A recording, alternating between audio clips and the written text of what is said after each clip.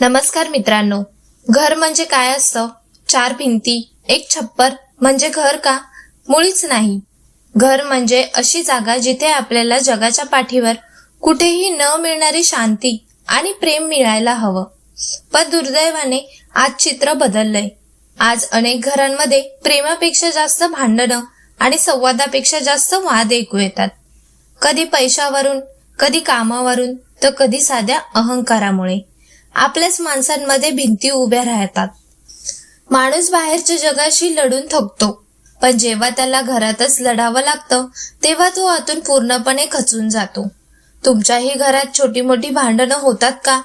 तुम्हालाही वाटतं का की आपल्या घरात पुन्हा एकदा तेच जुनं हसणं, खेळणं आणि प्रेम परत यावं? तर मग आजचा व्हिडिओ तुमच्यासाठीच आहे. आज मी तुम्हाला असे 7 प्रभावी मार्ग सांगणार आहे जे वापरून तुम्ही तुमच्या घरातील भांडणं कायमची थांबवू शकता आणि विखुरलेलं कुटुंब पुन्हा एकदा एकत्र आणू शकता.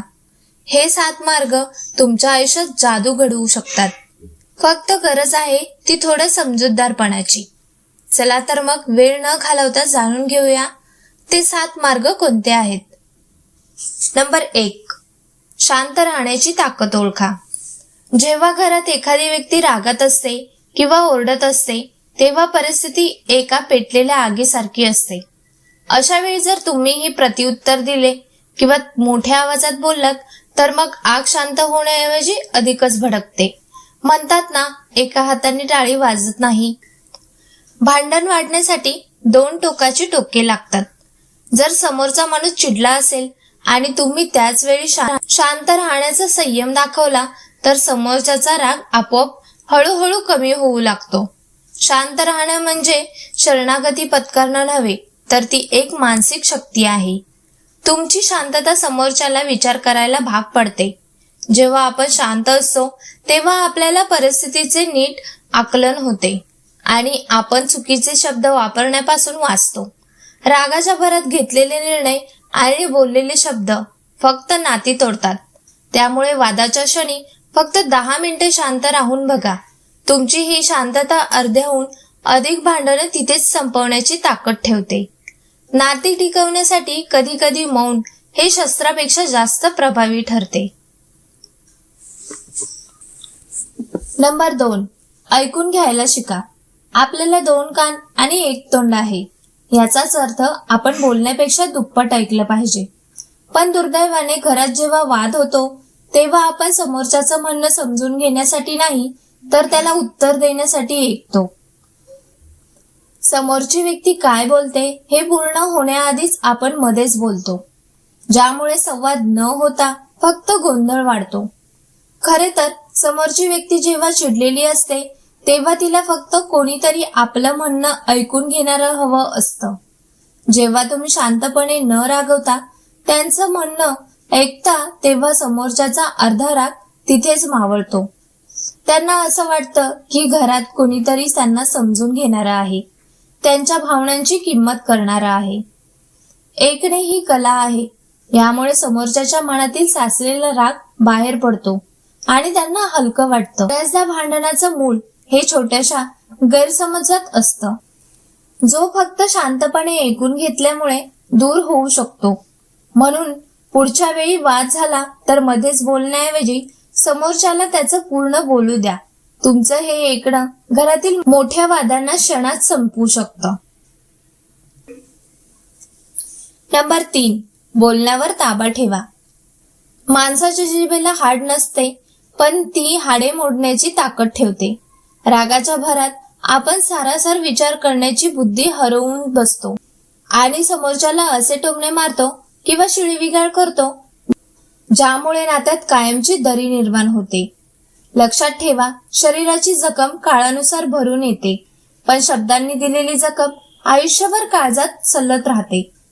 बोलण्यावरती ताबा नसला की आपण समोरच्याचा अपमान करतो, त्याच्या कमकुवतपणावरती बोट ठेवतो आणि नंतर पश्चाताप करण्याची वेळ येते.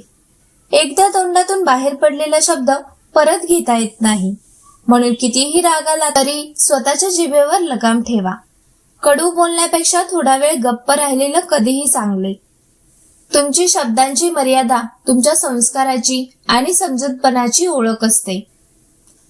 संयम बाळगून बोललात तर घरातील भांडणाचे रूपांतर प्रेमात होऊ शकते.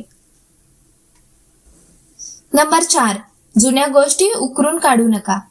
बऱ्याच घरांमध्ये भांडण सुरू होतं एका साध्या विषयावरून, पण बोलता बोलता त्यात जुन्या आठवणींची आणि चुकांची भर पडत जाते. आपण काय करतो, आज भाजीला मीठ जास्त झालंय यावरून भांडण सुरू होतं आणि मग 10 वर्षापूर्वी तुझ्या लग्नात तुमच्या लोकांनी काय केलं होतं इथपर्यंत विषय जातो. यालाच म्हणतात जुन्या गोष्टी उकरून काढणे. ही सवय नात्यासाठी अतिशय घातक आहे. जुन्या जखमा पुन्हा पुन्हा खरवडल्यामुळे त्या कधीच भरून येत नाहीत. ज्या गोष्टी आपण आधीच सोडवून मोकळ्या झालो आहोत त्या पुन्हा वादात आणल्यामुळे समोरच्याला असं वाटतं की आपण त्याला कधीच माफ केलेलं नाही. यामुळे मनात एकमेकांबद्दल आदर कमी होतो आणि कडवटपणा वाढतो. माणूस आहे म्हटल्यावरती चुका होणारच, पण त्या चुकांचा पाडा आयुष्यभर वाचत राहणं चुकीचं आहे. जर तुम्हाला घरातील भांडणं कायमची थांबवायची असतील तर वर्तमान काळात जगायला शिका. आज जो प्रश्न समोर आहे फक्त त्यावरच बोला आणि तो तिथेच मिटवा. भूतकाळातल्या चुकांचे ओझे सोबत घेऊन चाललात तर आयुष्यातील सुखाचा प्रवास कधीच आनंददायी होणार नाही. त्यामुळे गेले ते दिवस आणि गेल्या त्या गोष्टी असं म्हणून त्या विसरून जाणं सर्वांच्या हिताचं असतं. नंबर 5. मीपणा सोडा. घरातील भांडणाचं सर्वात मोठं कारण म्हणजे माणसाचा अहंकार. जेव्हा आपण संवादापेक्षा स्वतःच्या मताला जास्त महत्त्व देतो तेव्हा वादाला सुरुवात होते. मीच बरोबर आहे, माझंच ऐकलं पाहिजे किंवा मी समोरच्यापेक्षा श्रेष्ठ आहे, ही वृत्ती नात्यात विष कालवण्याचे काम करते. हा मीपणा माणसाचे डोळे इतके आंधळे करतो की समोरच्याची बाजू कितीही योग्य असली तरी ती आपल्याला दिसत नाही. लक्षात ठेवा, घर हे प्रेमावर चालतं, सत्तेवर नाही. एखादा वाद विकोपाला जात असेल तर तिथे स्वतःचा विजय मिळवण्यापेक्षा नातं कसं टिकेल यावरती भर दिला पाहिजे. कधी कधी नातं वाचवण्यासाठी आपली चूक नसतानाही सॉरी म्हटल्याने आपण लहान होत नाही, उलट आपली उंची वाढते. झुकतो तोच ज्याच्यामध्ये नात्याची ओढ असते. अहंकार ही एक अशी गोष्ट आहे की जी क्षणिक समाधान देते पण आयुष्यभरासाठी माणसं तोडते. घरातील शांतता महत्वाची असते तर मीच्या जागी आपण हा शब्द आणायला शिका. जिथे अहंकार संपतो तिथेच खऱ्या अर्थाने सुखी संसाराला सुरुवात होते. म्हणून नातं टिकवण्यासाठी आपल्या अहंकाराचा बळी देणं हाच सर्वात मोठा समजूतदारपणा आहे. नंबर 6. एकमेकांच्या कामाची कदर करा. घरात भांडणं तेव्हाच सुरू होतं जेव्हा माणसाला असं वाटू लागतं की आपण इतकं करूनही कोणाला त्याची किंमत नाही. घरासाठी बाहेर जाऊन कष्ट करणारा पुरुष असो किंवा सकाळपासून रात्रीपर्यंत घराला घरपण देणारी गृहिणी असो, प्रत्येकाला कौतुकाची भूक असते. अनेकदा आपण बाहेरच्या माणसांचे आभार मानतो पण घरासाठी झटणाऱ्या आपल्याच माणसांच्या कष्टाकडे दुर्लक्ष करतो. यामुळे मनात असंतोष निर्माण होतो आणि छोट्या कारणावरूनही मोठा स्फोट होतो. कदर करणं म्हणजे काही खूप मोठं करणं नव्हे. घरातल्या गृहिणीने जेवण छान केलं असेल तर आज जेवण खूप मस्त झालंय असं म्हणणं किंवा पुरुषाने घरासाठी काही आणलं असेल तर तुम्ही खूप कष्ट करता असं म्हणणं सुद्धा पुरेसं असतं. जेव्हा आपण एकमेकांच्या कामाला महत्त्व देतो तेव्हा कष्टाचा थकवा निघून जातो आणि मन आनंदी होतं. दिवसभरातून एकदा तरी एकमेकांचे आभार मानायला शिका. एकमेकांच्या कामात चुका शोधण्याऐवजी ते काम चांगलं करतायत याकडे लक्ष द्या. जेव्हा घरातल्या प्रत्येकाला वाटेल की माझ्या कष्टाचे इथे चीज होतंय तेव्हा तक्रारी कमी होतात आणि प्रेमाचं वातावरण निर्माण होतं. जेव्हा कदर असते तिथे भांडणं टिकूच शकत नाहीत. शेवटी तुमचे 2 गोड शब्द घराला स्वर्गापेक्षा सुंदर बनवू शकतात. नंबर 7. एकत्र वेळ घालवा. आजच्या धावपळीच्या युगात आपण एकाच छताखाली तर राहतो, पण एकमेकांपासून खूप लांब गेलो आहोत. याला सर्वात मोठं कारण म्हणजे मोबाईल. प्रत्येक जण आपापल्या फोनमध्ये इतका व्यस्त असतो की शेजारी बसलेल्या माणसाशी बोलायलाही आपल्याला वेळ नसतो.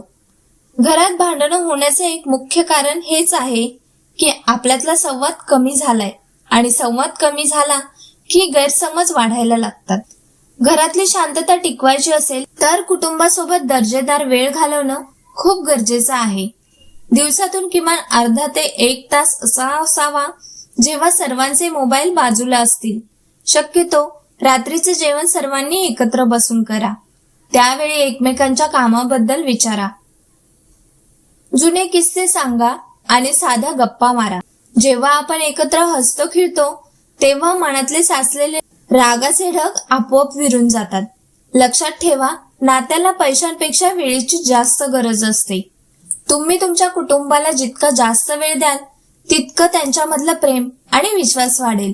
जिथे प्रेमाचा ओलावा असतो तिथे भांडणाला जागाच उरत नाही. त्यामुळे आजपासूनच ठरवा, कामाच्या व्यापातून थोडा वेळ काढून आपल्या माणसांशी मनापासून बोला. हे छोटे छोटे आनंदाचे क्षणच तुमच्या घराला खऱ्या अर्थाने घरपण मिळवून देतील.